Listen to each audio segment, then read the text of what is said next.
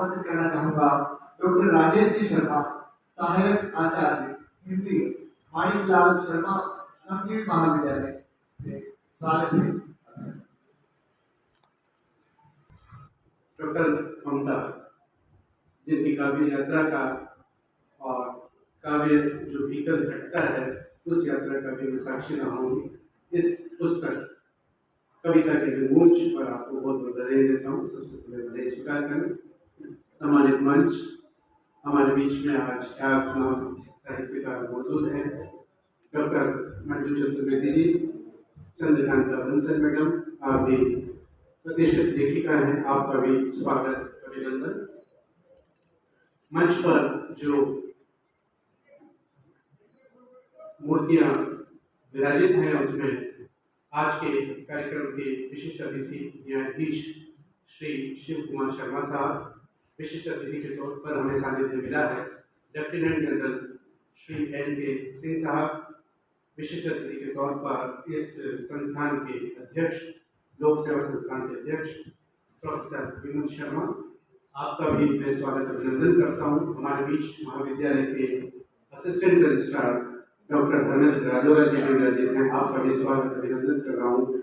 इस सभागार में साहित्य प्रेमी, साहित्य सेवी और काव्य रसिक सब कोई मौजूद हैं। श्रीराम चरण साहब यहाँ पर हैं, आपसे ये पूरा माहौल ऊर्जस्वित है, आपका मैं स्वागत अभिनंदन करता हूँ। और ममता बनर्जी जी के परिवार से भी सभी परिवारजन इस अहम मौके के साक्षी बने हैं, मैं आपका भी तहे दिल से स्वागत और अभिनंदन करता हूँ। कविता के अनुगूंज जैसा कि कहा गया है, जो टकरा करके आने वाली आवाज होती है वही होती है इको या अनुगूंज।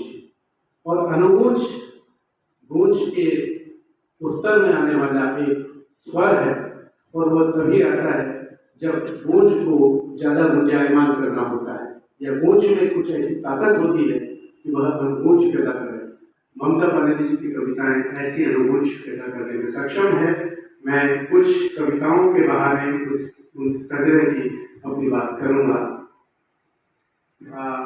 कविता का जैसा कि बहन प्रीति ने भी बताया है कि इसका फर्क, इस काव्य संग्रह का जो कैनवस है वो बहुत बड़ा है, और ये तभी संभव होता है जब कोई व्यक्ति, जब कोई कवि स्व से पर की यात्रा करता है। स्व में सीमितता है और पर में अनंतता है, तो इस काव्य संग्रह में उस अनंतता के दर्शन भी होते हैं।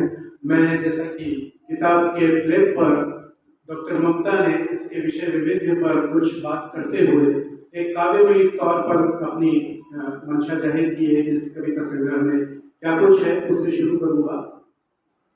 पिता के प्यार की आवाज है, माँ की ममता का एहसास है, वीणा की मधुर झनकार है, देश प्रेम की टंकार है, ममता की एक पुकार है, नारी के जज्बातों से सराबोर है, श्रृंगार के लालित्य की ललकार है, व्यंग्य की तीक्ष्ण बौछार है, अंतर्मन के भावों की खूबसूरत सी अनुगूंज है।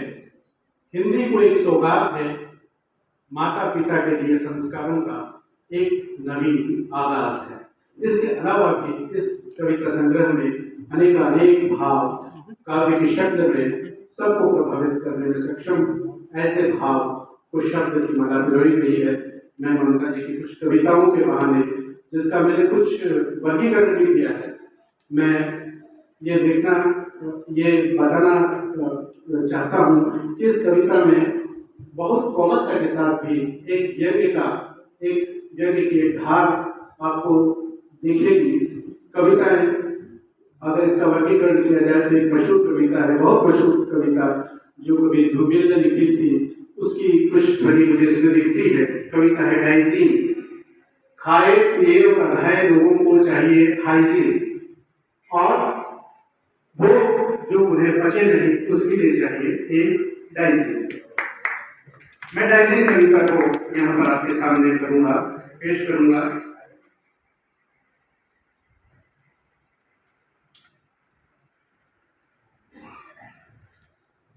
भरी दोपहरी चिलचिलाती धूप में जब बाजार से घर का रुख किया तो गुजरना पड़ा। कच्ची बस्ती से होकर नजर पड़ी, वहां पर था एक मेडिकल स्टोर। निकलते वक्त घर से माँ जी ने खाना पचाने वाली टेबलेट डाइजीन मंगवाई थी। सोचा धूप में कहीं कहाँ इधर उधर भटकेंगे, यहीं से ले लें। पास जाकर दुकानदार से पूछा, भैया डाइजीन मिलेगी?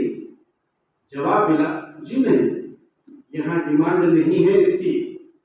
खाली हाथ गाड़ी में बैठते हुए मन में विचार कौंधा, सच ही तो है, जिस बस्ती के लोग 2 जून की रोटी के लिए हर पल संघर्षरत हैं, उनका भला खाना पचाने वाली डाइजीन से क्या वास्ता?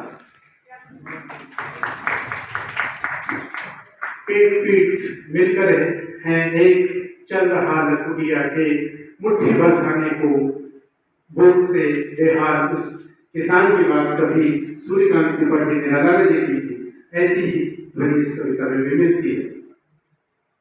किसान कविता पर बहुत शानदार, उसके मर्म को बेधने वाला, हमारे मर्म को बेधने वाला, किसान के स्वर को उजागर करने वाला गीत हमने श्रीकांत जी से सुना है।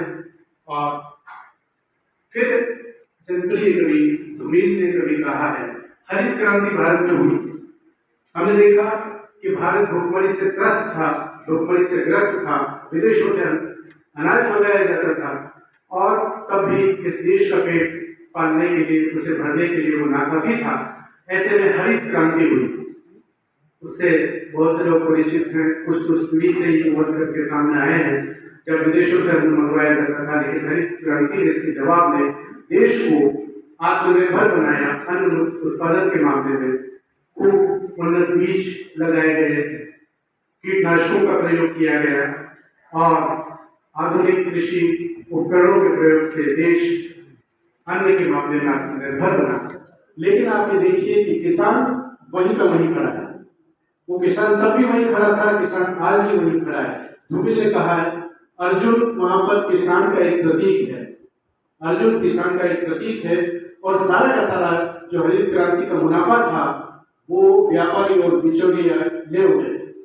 धुमील ने कहा है कि इतनी हरियाली के बावजूद, हरित क्रांति में बहुत हरियाली हो गई, इतनी हरियाली के बावजूद अर्जुन को नहीं मालूम, अर्जुन किसान का प्रतीक है, इतनी हरियाली के बावजूद अर्जुन को नहीं मालूम कि उसके गालों की हड्डियां क्यों निकल आई हैं, असमय उसके बाल क्यों सफेद हो गए हैं। लोहे की छोटी सी दुकान में बैठा हुआ आदमी सोना, और इतने बड़े खेत में खड़ा हुआ आदमी मिट्टी कैसे हो गया है? खेत में खड़ा हुआ आदमी भी मिट्टी हो जाता है। किसान की व्यथा है वो जस से। ममता जी की ये जो कविता है, इसमें एक तरफ ताल तलैया भर जाते हैं, हमारा भद्रसागर भर जाता है, आसपास के तमाम ताल तलैया भर जाती है, लोग आमोद प्रमोद के लिए आते हैं। पानी उनके लिए सिर्फ एक मनोरंजन है, किसान के लिए जीवन है। लेकिन आप ये देखिए, जब किसान अन्न उपजाता है, महंगे दामों पर वो बिकता है, लेकिन उस महंगे दाम का कितना हिस्सा किसान की गांठ में आता है, ये देखने वाली बात है। किसान उस अर्जुन की तरह जस का तस खड़ा हुआ है। यह जो वेदना है, यह जो व्यंग्य है, ये ममता जी की इस कविता में बहुत खूबसूरती से सामने आया है। कोरोना महामारी, देखिए इस कविता की जो रचना हुई है, उस रचना काल में एक बड़ा काल कोरोना का भी रहा है, और कोरोना पर 3 बहुत महत्वपूर्ण कविताएं ममता जी ने लिखी है। हम देख सकते हैं कि इस दुनिया को इस कोविड महामारी के बाद में 2 हिस्सों में बांटकर देखा जा सकता है। एक कोरोना पूर्व जीवन, एक कोरोना के बाद का जीवन। दुनिया में जीवन का, इतिहास का, आधुनिक इतिहास का ऐसा विभाजन, ऐसा क्रूर विभाजन हमने इससे पहले नहीं देखा, ये कोरोना में हुआ है। आप देखिए, उन्होंने कई सारी कविताएं लिखी हैं, 3 कविताएं इसमें बहुत महत्वपूर्ण है, जिसमें कोरोना के समय में भारत में मजदूरों का महापलायन होता है। मुंबई से एक व्यक्ति साइकिल लेकर अपनी माँ और बहन के साथ हजारों किलोमीटर की यात्रा करता है। एक दृश्य वो है, मुंबई को चकाचौंध वाला नगर बनाने वाले जो मजदूर हैं, वे भूखे और प्यासे अपने देश की तरफ लौट रहे हैं। एक वो क्रूर हिस्सा है, एक माँ जिसने अपने बेटे को कभी अपने से दूर नहीं होने दिया। आज वो एक डॉक्टर है, लेकिन माँ उसको थाली दूर से सरकाती है, उसका मन एक तरह से विचलित हो जाता है। और एक माँ, ये बहुत वास्तविक दृश्य है, एक बच्चा जिसके पास एक शिशु है, उसकी माँ कोरोना से मृत हो जाती है, और बच्चा बार बार उसका दामन खींचता है और उसको जगाने का प्रयत्न करता है। ये सारे वर्गों को भेजने वाली कविताएं ममता ने लिखी है। एक कविता है सन्नाटा। देखिए, सन्नाटा बहुत महत्वपूर्ण शब्द है कि सन्नाटा से जो फीलिंग आती है वो एक नेगेटिव फीलिंग आती है, एक बहुत नकारात्मक भाव आता है। और आप देखेंगे कोरोना के समय में एक पिन ड्रॉप साइलेंस था, सुई फटक सन्नाटा जिसको हम कह सकते हैं। सुई गिरे तो भी सन्नाटा, उसकी आवाज आ जाए। दिन के समय में हम जो वॉल क्लॉक लगी है उसकी टिक टिक दिन के समय में सुन सकते हैं, ऐसा सन्नाटा था। ये सुखद नहीं था, लेकिन इस सन्नाटे से उबरकर मनोबल पर मनुष्य ने अपने को इस दुनिया के लायक बनाया। पूरी मानव जात जो है वह एक नए युग में प्रवेश कर गई है, और ये उसके मनोबल से ही हुआ है। सन्नाटा एक महत्वपूर्ण कविता है। कोरोना पर ये 3 कविताएं उनकी विशेष रूप से पठनीय है। तिमिर पर उपकार कर एक महत्वपूर्ण कविता है। देखिए, इसके शीर्षक में ही एक खास बात है, तिमिर पर उपकार कर। अंधकार पर कोई उपकार करेगा, तिमिर को दूर कर, लेकिन तिमिर पर उपकार कर। अंधकार भी ये नहीं चाहता कि कोई व्यक्ति मुझ में रचा बसा रहे, मुझे चीर कर वो चला जाए आलोक की शक्ल में। ऐसी है अंधकार पर उपकार कर। इसमें अंधकार का पर्सनिफिकेशन किया गया है। अंधकार का क्या किया गया है, व्यक्तिकरण किया गया है, उसको एक जीवित इकाई के तौर पर देखा गया है। छोटी कविता है, मैं जरूर पढ़ूंगा।